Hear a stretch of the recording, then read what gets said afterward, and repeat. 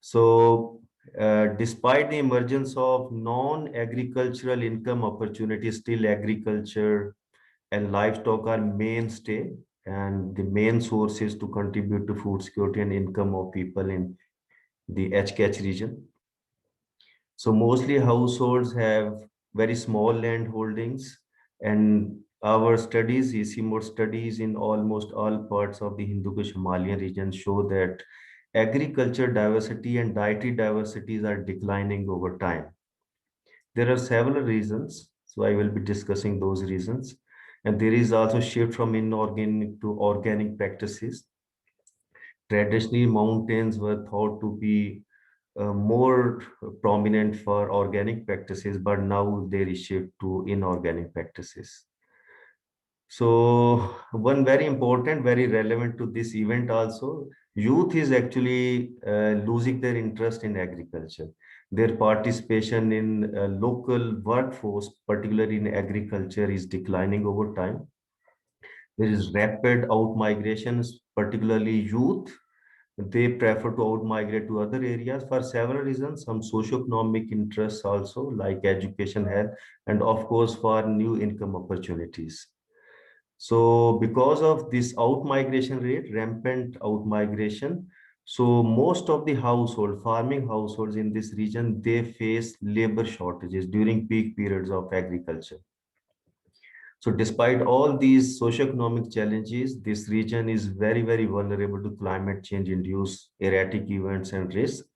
And incidents of hazards like flood, droughts, and landslides are increasing. In some areas of this region, intensity of these incidents, these erratic events or hazards are also increasing.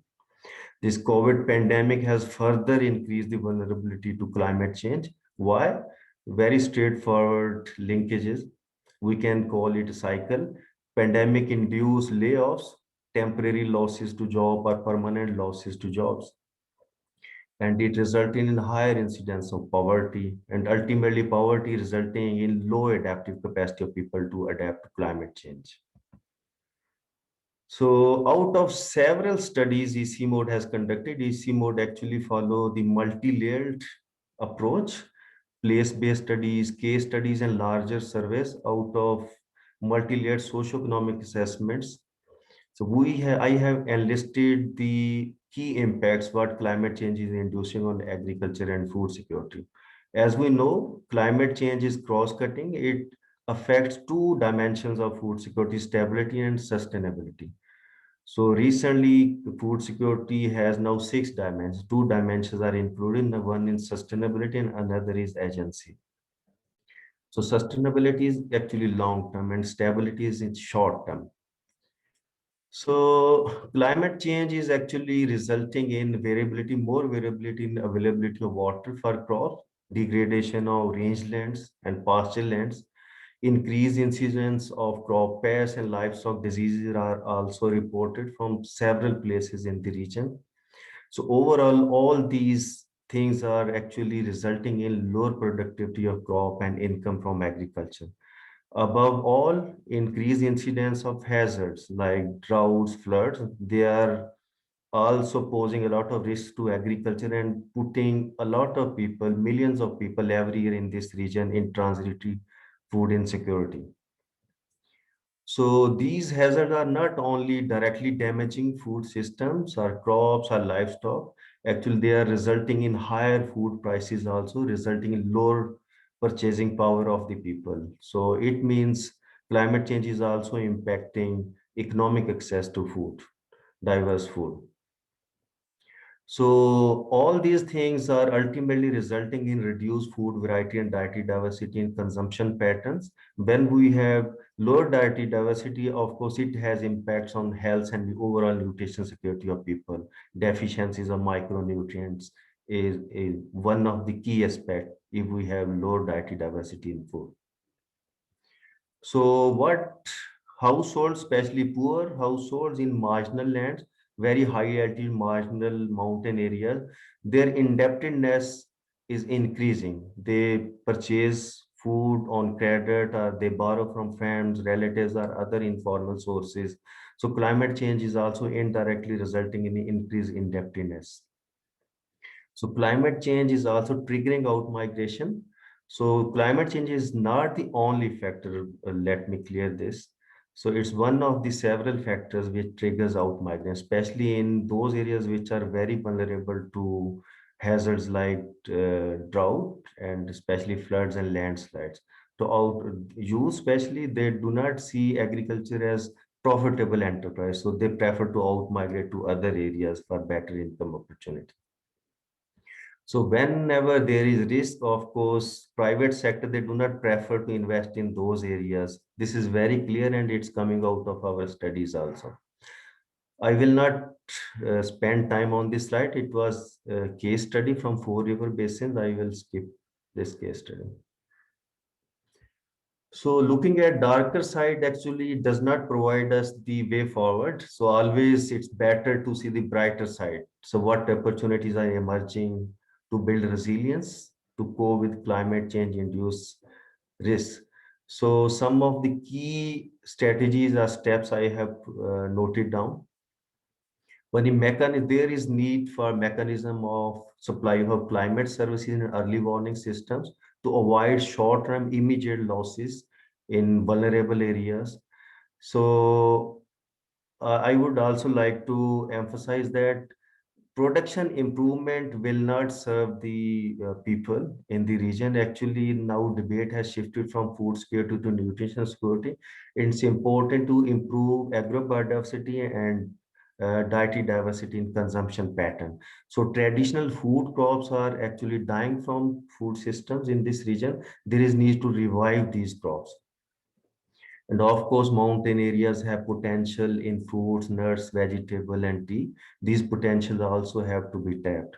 So one underlying thing, whatever strategies, whatever steps we suggest to research institutions, knowledge hubs, so there is need to improve production with diversity, not only production or emphasizing on only few crops. Diversity is very much required for sustainability, long-term resilience, and engagement of women and youth is also very important. And promotion of mountain products is very important to stimulate the demand side. So if we just put focus on supply side, demand is very weaker for mountain products, it will not make the difference. And ultimately it will cause losses to production systems in mountain. So behavior change on consumption side is also very important. So integrating fish farming, medicinal plants, and beekeeping are also very important in mountain systems, especially single cropping zones in mountain areas. They have potential in these items. And increase in temperature or erratic events are actually resulting in increased melting rate of glaciers and snow. So it means traditional irrigation systems, especially in Western Himalayas, there is increase in water supply in those irrigation systems. So there is need to tap that increased supply for irrigation system to improve the diversity of cropping systems. Of course, livestock is one of the key areas where mountain areas can focus, especially in alpine pastures, where livestock is the best strategies to survive and sustain the livelihood. Organic farming is very important. So mountains may not have comparative advantage compared to plain areas in terms of local trade or overseas trade. So there is need to identify the niche. What is the niche of mountain areas? That is organic production. If mountain areas focus more on organic farming, it will provide them competitive advantage. So this attribute has to be tapped in mountain areas. Of course, encourage, because out migration is very rapid. A lot of youth, they are out migrating to other areas. We should not take in negative. Okay, we cannot stop out migration. So better to encourage the youth and local people to invest remittances in productive local enterprises. So linking tourism with agriculture promotion is very important. Local resorts in mountain areas, local enterprise, they can promote mountain products. It will be a kind of win-win situation for tourism and agriculture products in mountain areas.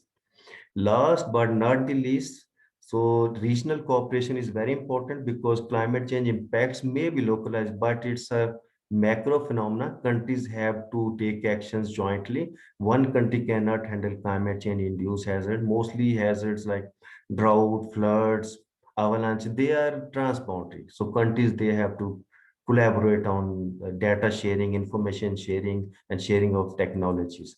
So one of the quote I have put from one of our publications, but should be considered as meeting point to share knowledge and experiences rather than divisions. Thank you very much. I hope I have finished in 5 to 7 minutes. Thank you so much.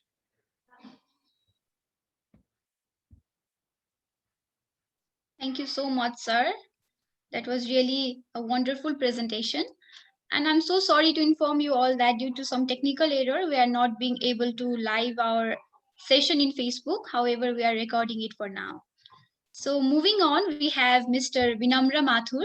He is an Asia Pacific Regional Director for Youth for Nature and has extensive professional experience working in Asia Pacific, having worked with Nature Conservancy, UNDP, Asia Pacific, and Rare Conservation.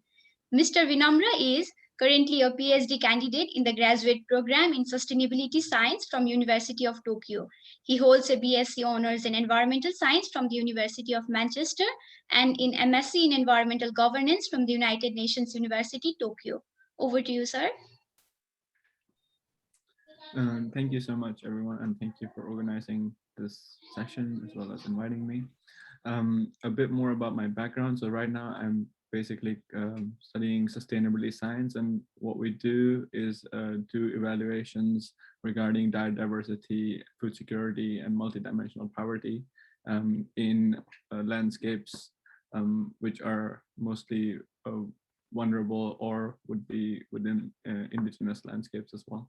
So let me just talk a little bit more about food security and kind of what aspects it includes. So it is definitely a multi-dimensional issue, and it includes aspects of food availability, which basically means a sufficient quantity on a consistent basis.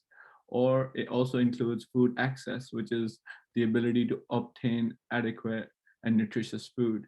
And the third thing is food utilization, so satisfying dietary needs and preferences. So in this regard, like food security means certainly about future meals. And if you don't know where your next meal will come from, it will alter economic behavior.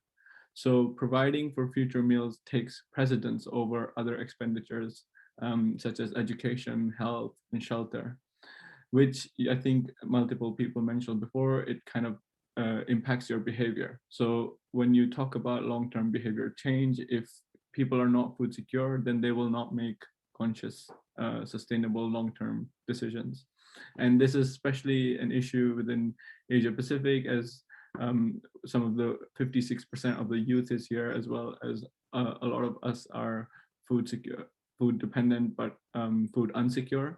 And Asia Pacific is growing at the fastest rate where their arable land has been actually utilized. So there is no further land to expand to in a lot of the countries within the region, and which has significantly altered the pattern of consumption and production change, with the driving of food, with the driver being food sustainability. And it's expected like 60% of global demand for cereal or wheat will come from Asia Pacific by 2030. And as mentioned in the previous email, something that I research when we research within my research is in Borneo, we research indigenous landscapes, and we're realizing that outmigration is one of the biggest threats to farming, as well as sort of what are the mechanisms that these people will come back and be interested in, I guess, oil palm or pepper or whatever a cash crop that they want to grow. But 60%, over 60% of youth has already outmigrated, which has been definitely hurt further by the COVID pandemic. And now we're dealing with issues of diversity within these landscapes. And in my talk, I would also like to address the issue of food waste. I think when it comes to food security, we should not neglect the issue of food waste, as 30% of household food goes to waste in some of the more developed countries. And if food waste was a country, it would be the third largest emitter of global greenhouse gas emissions after China and the US. It's an astonishing fact, but like 25% of the world's fresh water supply goes into food that will never be eaten. So I would request you all to have a bit more conscious effort, and we can talk about it further in the question answer round. And I think what the latest number have said is this pre-COVID, of course, but it's food waste is responsible for 8% of global greenhouse gases, but it's often overlooked within the climate debate. And countries like Australia have national targets against halving food waste by 2030, and it requires a lot of change throughout society and supply chains. Another region that is not talked about enough is the MENA region, and the MENA region continuously suffers from drought and water scarcity issues. And these are the two factors that jeopardize food security in the long-term food production. And within MENA region, I think this is a complemented and kind of issue where the decision to grow what crops are not local, however, they are kind of militarized, or it becomes an issue of legit national food security. So as a youth representative and as a Youth for Nature director, I would kind of propose a few things where we do need to create economic and social incentives for sustainable diets for producer and consumer level, as well as ensure that the most vulnerable population is food secure and kind of develop food safety nets for them. Another way is probably to promote nature-based solutions when it comes to food security and local communities. Now I'll leave you all with a thought that reducing food waste is one of the most effective ways that an individual can curb climate change. So yeah, thank you so much. I'm waiting to hear more from you in the next session. Thank you. Thank you so much, Mr. Vinamra sir. Now I request my technical team to share the responses we got so far from the AHA slides.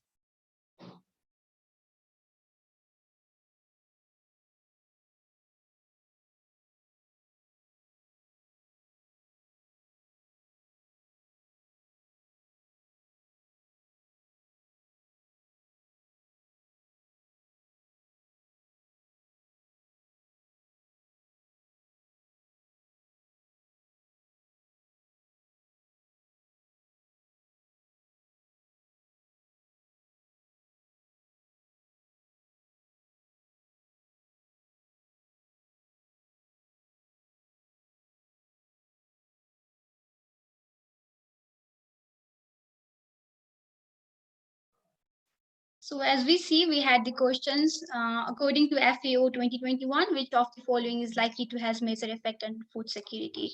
And most of the participants has answered as climate change related disasters, which is very true. So thank you everyone for your participation. So moving on, we have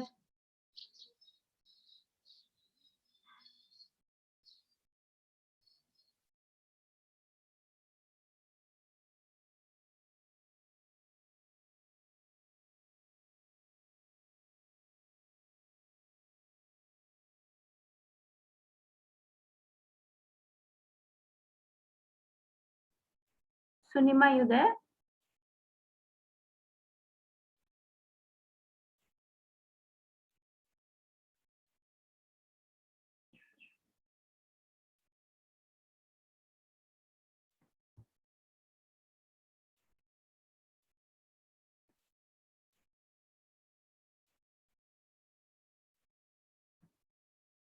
Moving on, thank you so much for your votes in the AHA slides. So next we can have Miss Anu. So she has a long experience with the Youth for Agri Welfare. So I request Miss Anu Karki, the floor is yours, ma'am. so sorry for my internet connection. No Yes. worries, Sunima. I just invited Anu Karki, ma'am. Okay, that's all right. Please, Miss Anu, the floor is yours.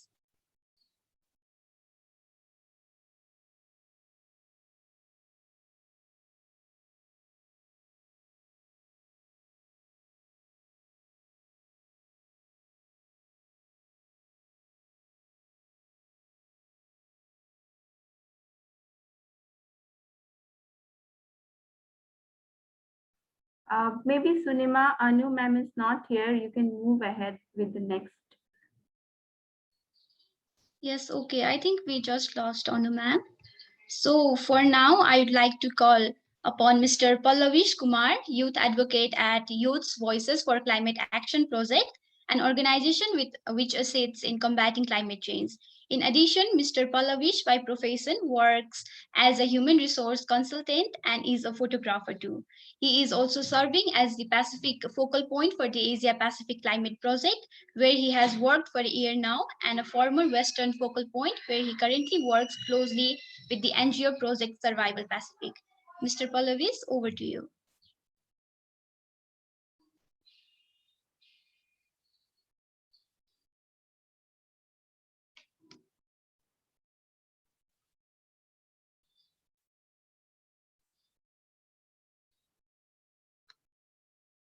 So I think we just lost him too.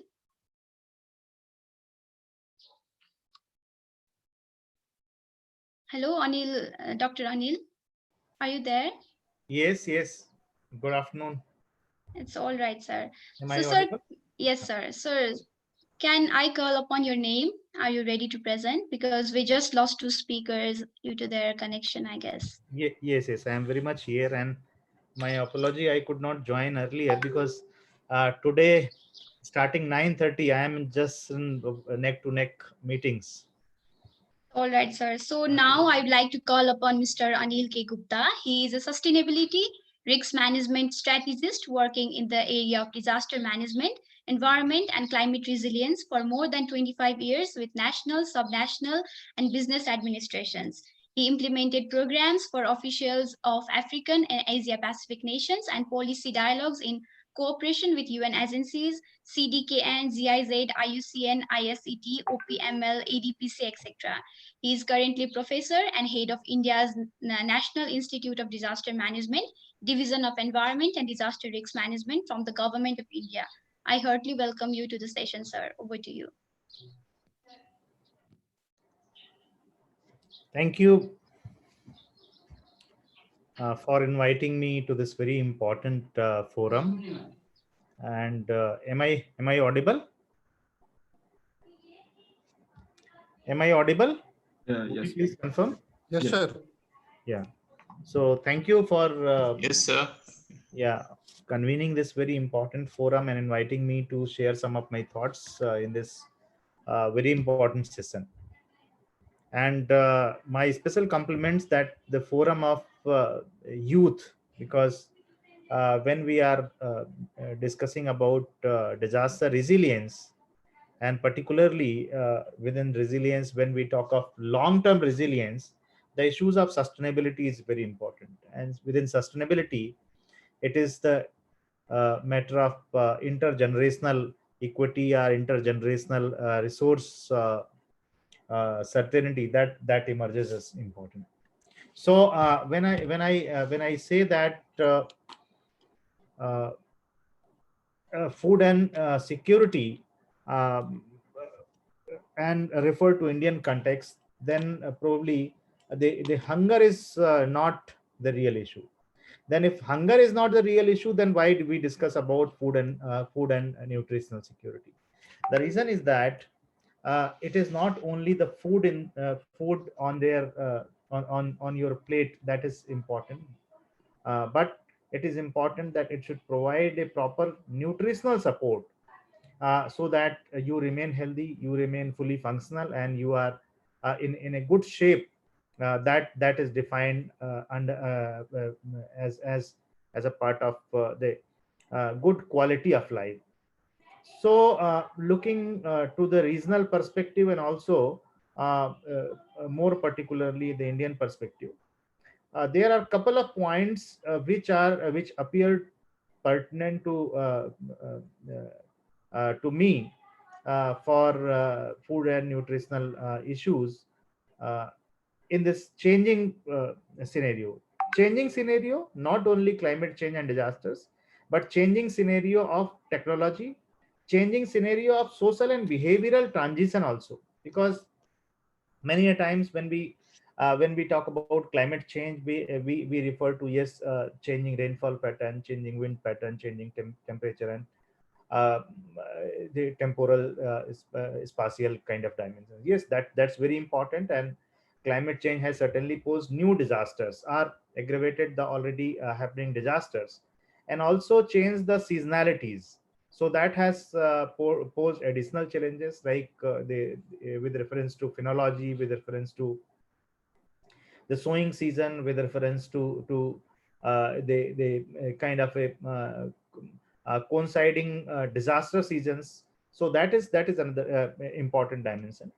But as I referred to, equally important would be the changes in the social and individual behaviors. And I think without that, we cannot really talk about food and nutritional security in the current time. And the second is the technological change. Yesterday, I'm sorry, day before yesterday, only I was deliberating in a discussion with the World Food Program, and I referred to the uh, new food resources. So since our food habits are also changing, so probably we are also needing to we also need to look at the alternative food systems or new food systems. Because in the past also, if we go back to the historical times, we find that the societies and civilizations also undergone changes in their food habits and the choices of foods, looking to the changing scenario in the civilization development, their evolutions, and also the technological advancement. So quickly, some points. The foremost thing that come to our mind when we discuss about food security is drought related issues, and many times we associate drought related issues with the challenges in food distribution systems. uh, yes, many parts of the of countries in this region, including India, is drought prone. But probably now we will have to change our narration of talking about drought to discuss more about the overall landscape based management of natural resources, particularly land and water resources. And just 1 year back, in 2019, we had in India, we had hosted the 14th Conference of Parties of the United Nations Convention on Desertification.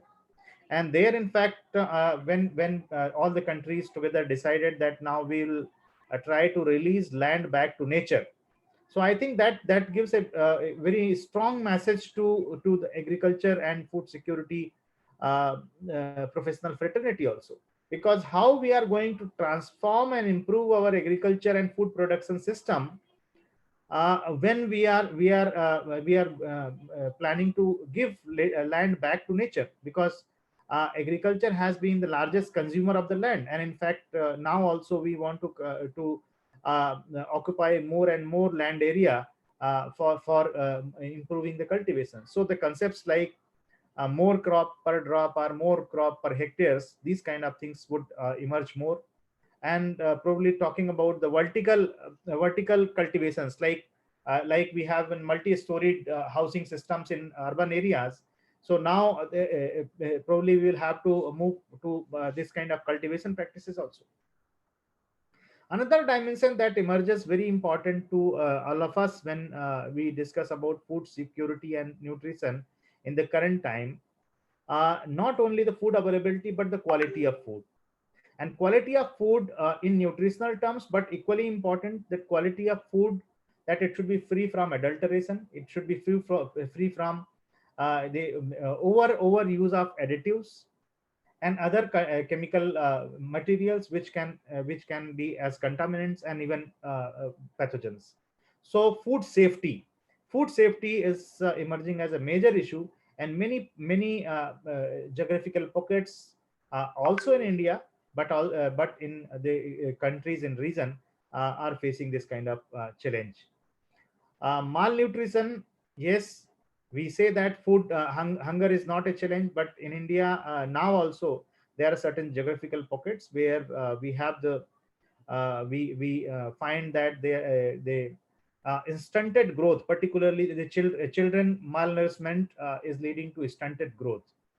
So that tells us that despite of having food self-sufficiency in the country, either there are challenges with the distribution or the challenges with the food practices or the process. Many communities they do not know how to process the food, how to store the food so that the food serves its real purpose. Then recently we have come up with the National Agriculture Disaster Management Plan of the country, as required under the Disaster Management Act of Government of India and the Disaster Management Policy. And when we were preparing that in a very consultative mode involving all the stakeholders, a very interesting fact has come to our notice. And what we realize that the shortage of food is not only because of the losses or damages that take place to food resources or the crops crop productivity in the field, but it is the post harvest where a lot of losses to the food resources takes place. So after the crop yield is there, after the standing crop is there, and once the crop is harvested, from there how it reaches to the mouth. So it is the kind of a food processing market. There are various stages in the channel, and all the stages there is a huge either wastage or huge kind of a spoilage of the food, and there are several layers of significant losses to this food. So that is very important, and that is the reason in India now we say that value chain in the post harvest stage is very important. Then food waste. There are several news we often get and also get to see that some people are not getting food, but at places a lot of food waste is generated, and that food is thrown here and there, that again creates contributes to disease burden also. So food wastage, and each food wastage not only only in the big ceremonies or big parties, but at the household level. So how we address this issue of food wastage reduction, because that itself would be is contributing significantly to the food insecurity, because when some amount of food is procured and wasted, then some people are their excess is also affected, and then certainly price rise is also an issue. Then on one hand we have been discussing about the food insecurity and the lack of food or lack of nourishment, lack of nutritional content in our food. But on other hand, in the region, many particularly in the urban areas, as this Asia Pacific region is fastly urbanizing, there is a other side of the story. Obesity is increasing as one of the important lifestyle disease. So on one hand, we say that we have to grow more sugarcane, but on one hand, we find that the number of people suffering from diabetics is increasing. So that poses a new question, that how we start relooking at the nutritional and food security in a new frame, where actually the optimization of the nutritional value and optimization of the food quantity and resources, that has also to be seen, that how much food is required for a particular person, looking to its physiological, physical, and other conditions. So that is, and also the working occupational conditions. And finally, again reiterating the need of alternative food systems. I think the kind of technological changes we are going to have, if we look at our own life past 1 year, we are just tied up to our laptop, computers, headphones, and all kind of things. Similarly, all our life is becoming more electronic oriented, technology oriented. Now we are moving to nanotechnology very fastly. Now our life is going to be robot oriented. Maybe after few months or few years, instead of a human being, maybe some robot must be must be convening this kind of meetings, and we would be speaking, or even robots may be speaking. So how we are going to rewrite the food kind of and nutritional strategies in the future? I was listening to some experts who were saying that in the current time, or maybe in the near future, does it require to eat each every time 500 grams of food, or we can have an alternative food system where we eat just 20 grams and we get all that energy and calories and micronutrients, and we can sustain in a better health condition. So I think these things are inevitable, whether we agree or not. We will have to follow that, and we will have to look at these kind of alternative mechanisms. And last point, that food insecurity itself is a disaster. Many times when we say that food insecurity are nutritional challenges during emergencies and disaster, I say that even if there is no disaster, there is no emergency, but if there is a food insecurity or food spoilage, itself it leads to some kind of a disaster emergency situation. So I think the entire story has to be revisited and reseen, particularly when we are looking at the food and nutritional security. And this becomes more important when we will look at this in the perspective of the COVID and post-COVID situation, because this period also, what we have seen, the kind of price rise, but also seen the livelihood challenges of the people who are into fruit growing, food selling, these kind of businesses. So these were my thoughts that I wanted to share with you all, young minds, and I'm sure that some of you would pick some of these points and may come out with some kind of research or some kind of project or some kind of more detailed discussions on these issues. Thank you very much for inviting me to share some of my thoughts. Thank you. Thank you so much, Dr. Anil Gupta. That was really an insightful sharing of yours. I'm sure we will have a better interaction in the Q&A session later. So moving on, we have Ms. Anu Karki, youth representative from Nepal. She is an undergraduate student of agriculture in Institute of Agriculture and Animal Sciences. Currently, she is working as a president of Youth for Agri Welfare, a non-governmental organization that implements grassroots level projects in the sector of agriculture and empowers youth through agriculture. Passing to you, Ms. Anu. Thank you, Sumnima. First of all, I would like to apologize for the technical error that I went through previously. So let me share my screen.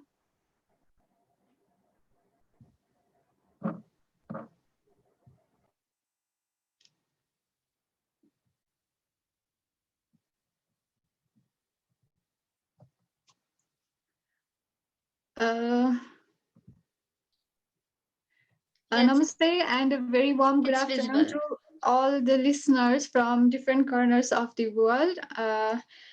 So today I will be talking a little or more knowledge what I have regarding food system, in special concern with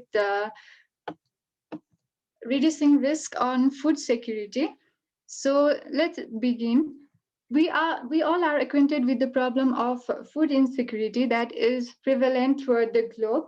Prior to COVID-19, 690 million people were found to be under chronic undernourishment or severe food insecurity, while 2 billion people were found under moderate or severe food insecurity combined, and 135 million people were found under crisis level acute food insecurity.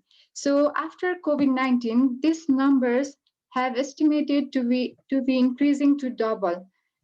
So if we look at the present world scenario of cost of food, there are two major concerns. The first one is cost and affordability of healthy diets around the world. Healthy diets today are unaffordable to large number of population, especially to the poor and vulnerable communities around the world. The price of healthy diets are estimated to be 5 times more expensive than those of the diets that only meet the basic dietary energy needs. Second concern is hidden health and environmental cost of what we eat. The price that we are paying for our food today does not only compromise the production price, but also the price of the health hazards that it might cause to us, and also the greenhouse gas emissions that occurs throughout the processing of the food that we consume. So what can be the proper solution to these problems? Obviously, no doubt, a well-balanced, healthy, and sustainable food system can solve these problems by playing three major roles. These roles are improving food accessibility, increasing food affordability, and ensuring healthy and nutritious food.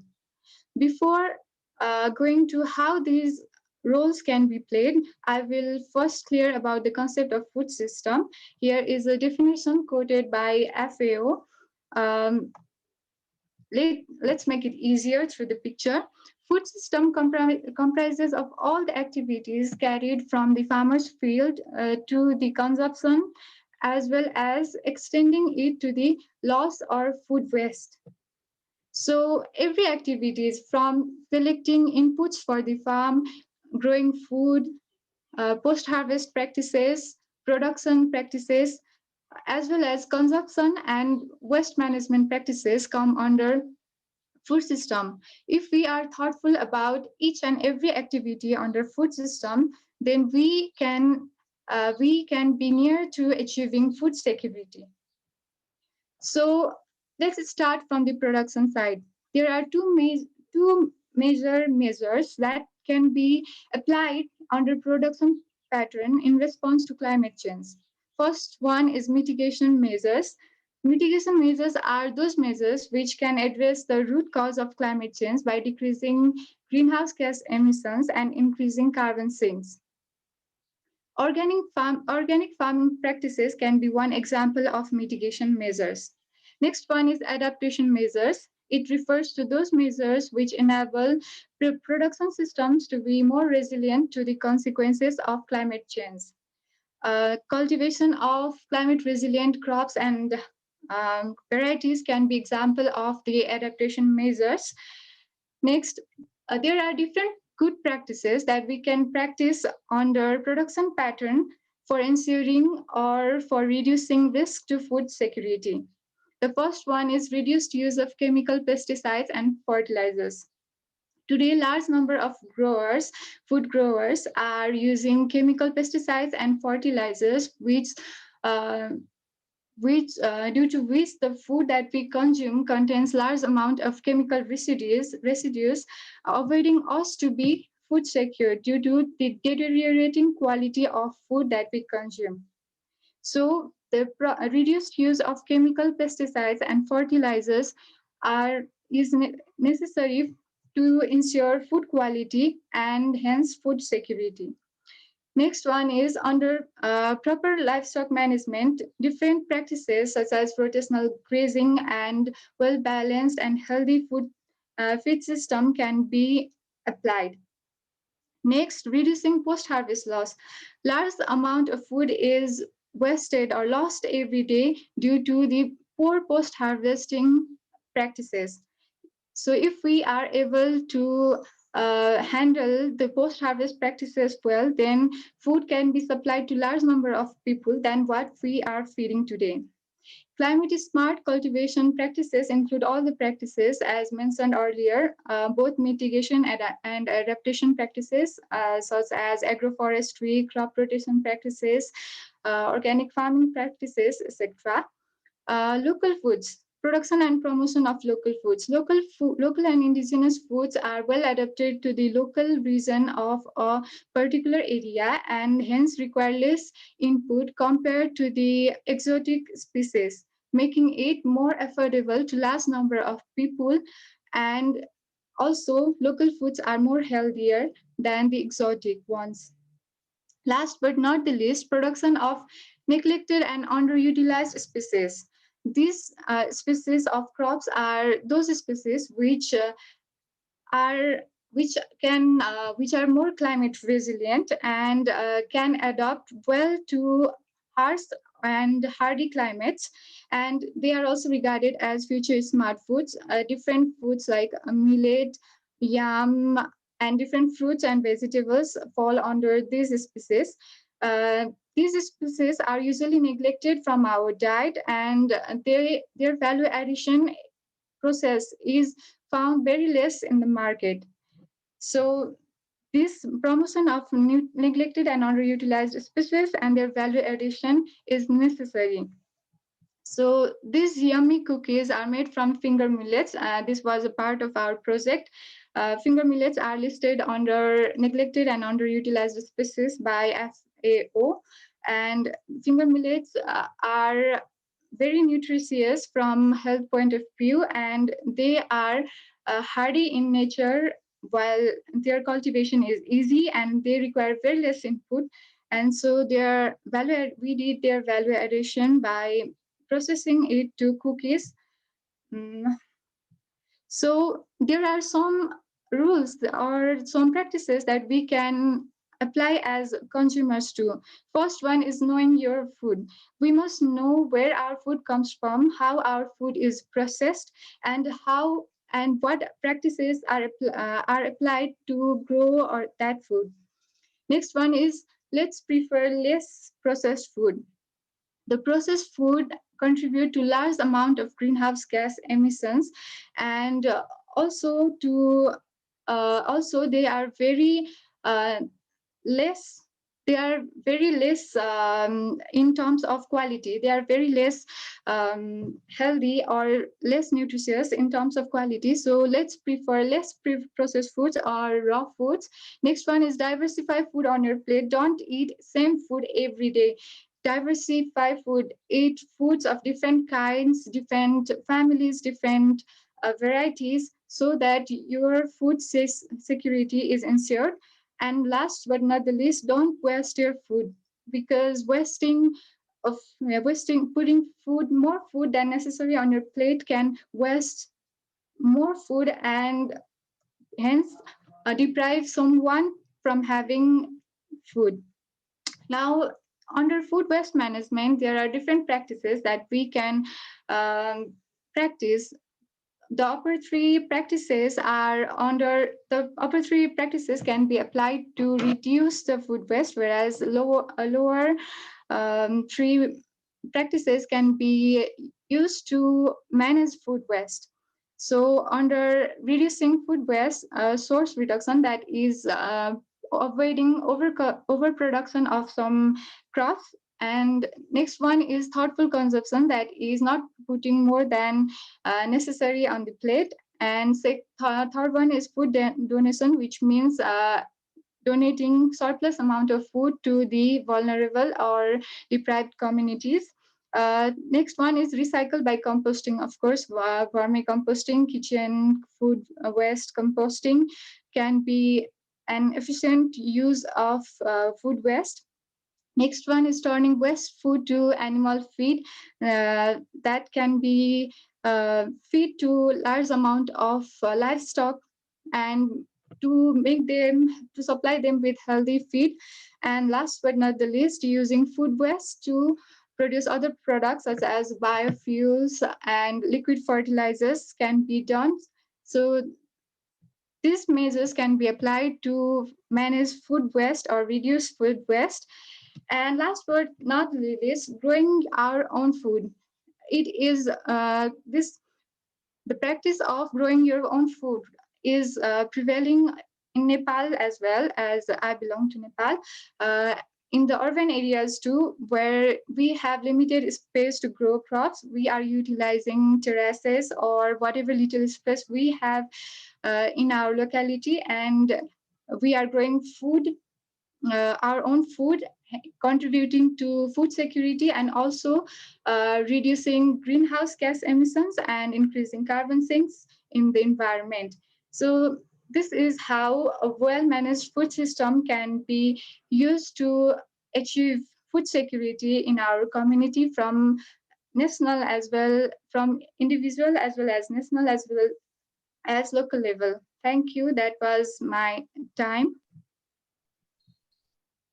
Thank you so much, Ms. Anu. That was really a wonderful presentation.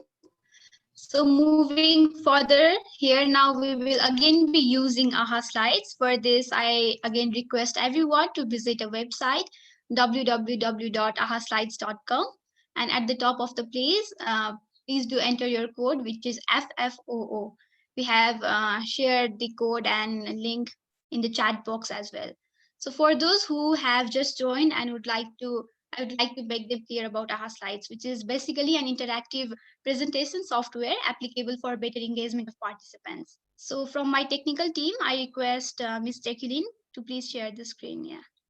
So we had the question like women play a vital, it's just a statement like women play a vital role in ensuring household food security, as food and income used by women is more likely to have impact on family nutrition. So we just basically uh, aim to highlight the view of participants if they agree, disagree, or are not sure. So most of them agree to the statement. Thank you, Jacqueline, for sharing.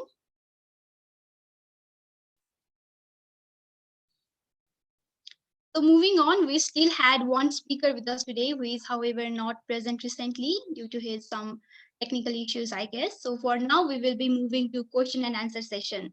I can already see some questions in the chat box. I would like to request our participants to drop their further queries and questions in the chat box now. And also I request our speakers to take the lead and address their respective questions.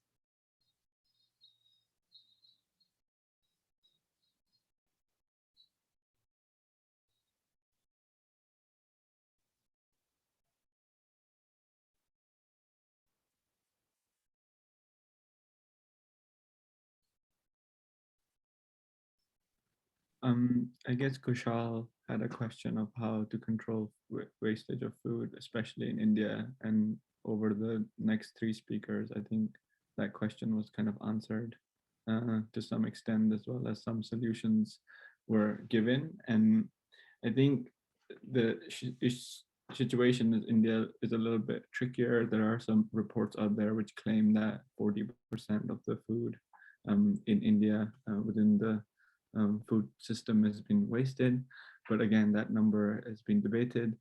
However, I think both you can have definitely moving away from like a food abundant mindset to a food scarcity mindset would be a first step that you can start changing and looking and kind of valuing food in a different way, where you have to kind of also be aware of how much time or effort or value was put into producing that food in the first place. And I think the idea is to move towards a zero waste goal at the end of the day. And some of the tips that are kind of given out by even food banks or NGOs that are working within this sector is basically look before you buy. So look what you need and check your supplies that are in your house. Buy basically for what you need, which you can get through in the next day or two. And as well as storage, please ensure that you store food correctly, and then cook with what you have. And I think another good way to start is to acquaint yourself with like food waste groups, as well as some of the NGOs that are working within India on food waste. I know a couple in Thailand and in Southeast Asia. They're Scholars of Sustenance, and Oz Harvest in Australia that's working on them. I used to consult for them before. So hopefully that answered your question. Thank you.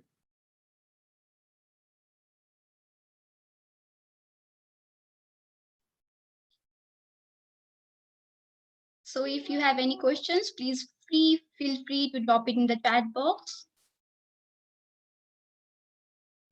Until then, if our speakers, if you want to give your concluding remarks to the session, you are most welcome. So we can continue with Mr. Binamra, sir, to conclude your remarks for today. Once again, I think thank you for this interactive session. I really appreciated the different talks from the panelists, including Dr. Anil Gupta. I think some very relevant points, kind of a wholesome representation of how deep the issue is in general, and sort of where the most importance needs to be given. So yeah, I think at the end of the day, just be more conscious of your food supply chains and try and waste less food. So yeah, those would be my two thoughts. I can pass it to Anne, please, if you want to continue. Thank you, Vinamra, sorry, and thanks for the organizers. Yes, I would like also thanks to the speakers. I found the session very interesting and very insightful, and I think that we converge to the ideas that there are very key areas that we need to work on together regarding indigenous peoples' food systems and the issue of waste. I can say that in indigenous people food system, what we observed over time is that there is really limited waste generation, because waste is actually not understood as a waste, but as a resource, and so is recycled in the food systems directly. And also there is very limited waste as consumption level, because food sharing is an important practice in the community. So first, food is consumed among family members, and then if there is a leftover, is then shared with community members. And first, it doesn't generate waste, but it's also a very important aspects of food security and resilience in terms of in times of food scarcities. So that was also a little adding on these aspects. And as a concluding remark, I would really thank the organizers again and the speakers for the very interesting discussion today, and for providing the opportunity to speak on behalf of FAO. Thank you.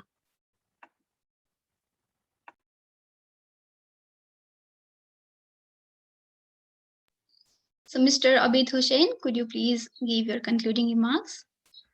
Thank you very much, Somnima. So as I mentioned in my presentation, in mountain areas, nature of food security and challenges are quite different, much more severe compared to plain areas as we think at national level in countries.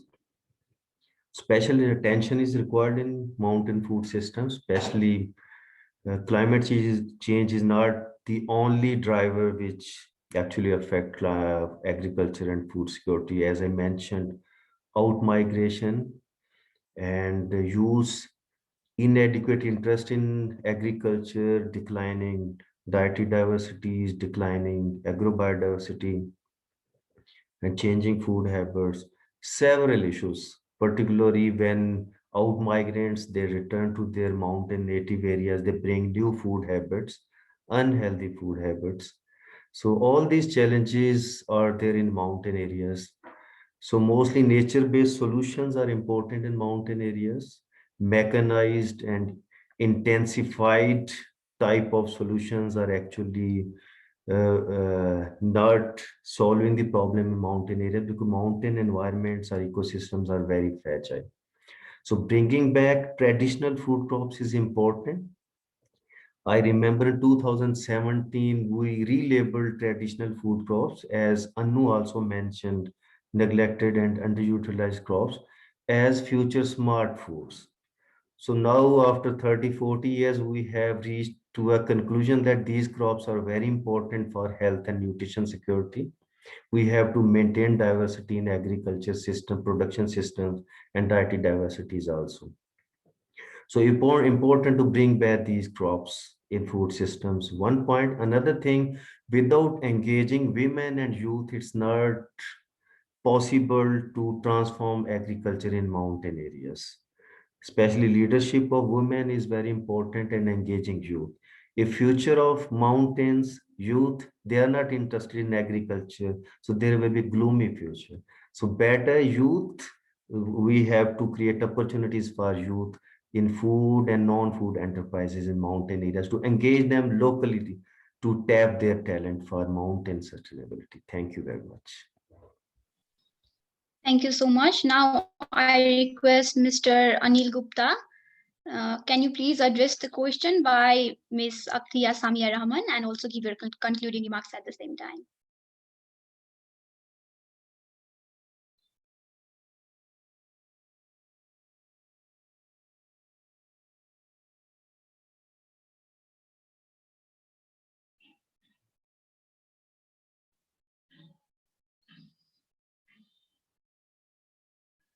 Hello, Dr. Anil, are you with us?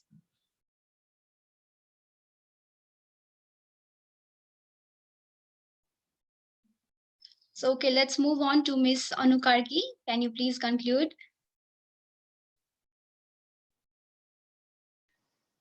So first of all, I would like to thank to the organizing team for organizing such an interactive session on such an important topic, that is food security. And food security, the big process of achieving food security starts from very individual level.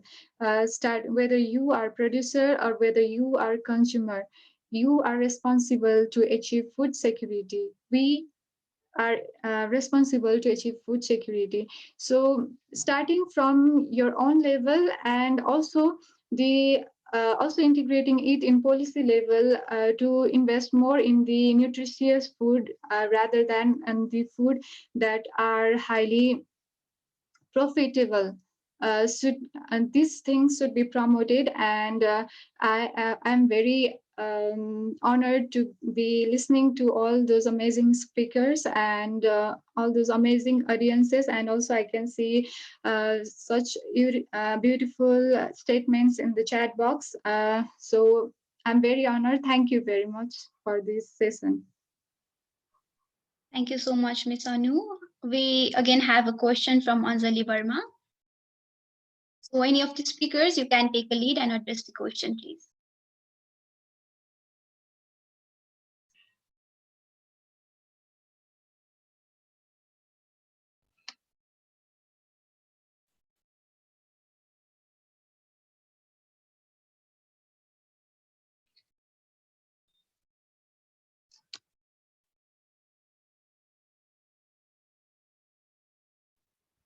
Hello, Somnima.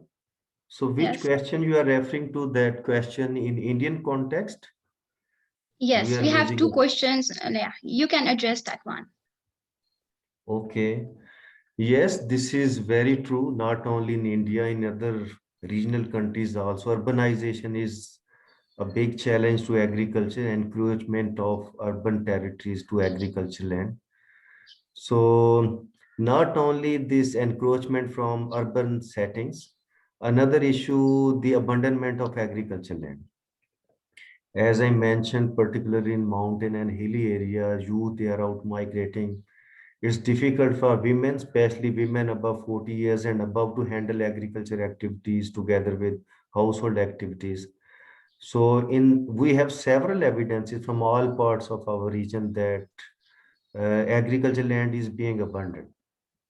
This is dual challenge: abandonment of agriculture land itself because of youth out migration and climate change. Another, this urbanization. So it's a huge challenge. It's a policy issue actually. So difficult to suggest any solution, but there has to be some policy and mechanism to stop this encroachment for future of agriculture systems. Thank you very much.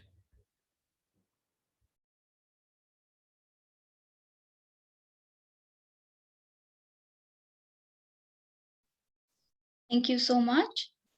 So do we have Dr.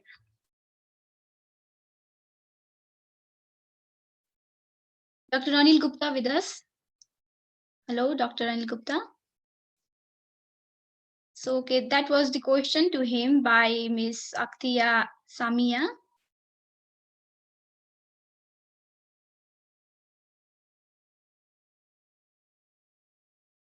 We had a question: how can we ensure food accessibility to the underdeveloped and developing countries which are vulnerable to natural disasters?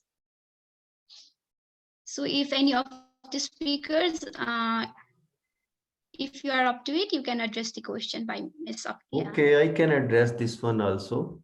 Yeah, sure. So, Atkia, very important question. First of all, actually, we have natural hazards, not disaster. Actually, when we are not able to handle natural hazards without external help, then they turn into disasters. I consider you are talking about disasters. Three types of actually sustainability issues, accessibility issues in developing countries. Number one, physical accessibility. Sometimes we have food in big markets, We have food, we have purchasing power also, but difficult for us to access that food physically, especially during landslides and hazard hit time periods when we have landslides or floods or bridges are broken. We may, if we have purchasing power, we have money, we cannot reach physically to that food supply point, number one. Second thing, economic access. We have physically available food in market, especially during this pandemic period it happened. So people were not having purchasing power because of layoffs or a decline in income. And third issue, very relevant to especially South Asia, the cultural access to food. There are some food items which are available, maybe culturally or religiously, those items are not compatible for our consumption, like pork, beef, and some other items. Culturally, we do not accept. So during disaster, there has to be post-disaster, two types of strategies. In the short run, how meet the immediate demand of people through food supplies from government support systems, government supply system as food aid, how to reach. Another thing, long-term sustainability. So for long-term sustainability, land use planning is required, especially Professor Anil also mentioned, for example, drought hit area. We cannot say we will change the drought pattern and all that. It's beyond our control. It's natural. So we can plan our agriculture land use accordingly. Maybe in drought hit areas, we can introduce tolerant crops, fruit crops which can bear drought stresses. In high altitude areas, cold stress areas, we can introduce those traditional crops like buckwheat, barley, which can bear the stress, cold stress. So these type of strategies are important to ensure the physical access and productivity. To ensure the economic access, it's very broad. We have to deal with poverty. We had to engage social safety nets. We have to create income opportunities in all around all areas, not locally, within countries also, to improve economic access to food. To cultural access, we don't have anything to do with that. That is culture. We have to follow that. Thank you very much. Thank you so much. With this, we come to the end of today's session. Here, I would like to make a quick announcement about our next session starting just after this, which is the partner event session, Youth Voices from Asia Pacific for Stockholm Plus 50, Young People Leading the Way. I will quickly share the link with you all for joining our partner event session here in the chat box. So I hope the session was helpful for all of us to learn something new yet informative. Again, I would like to extend my sincere gratitude to all of our speakers and the participants for their valuable time and presence. It was truly amazing having all of you here. Thank you very much. Now, let me please quickly share the link to the next session if you're interested for it. Thank you so much, Sumima. Thank you so much. Thank you so much. Also, I request everyone to share their thoughts and feedback about the event in the link provided to you in the chat box. Okay. Thank you, sure, everyone. Sure. Have a great Thank you very time. much. Thank you. Bye.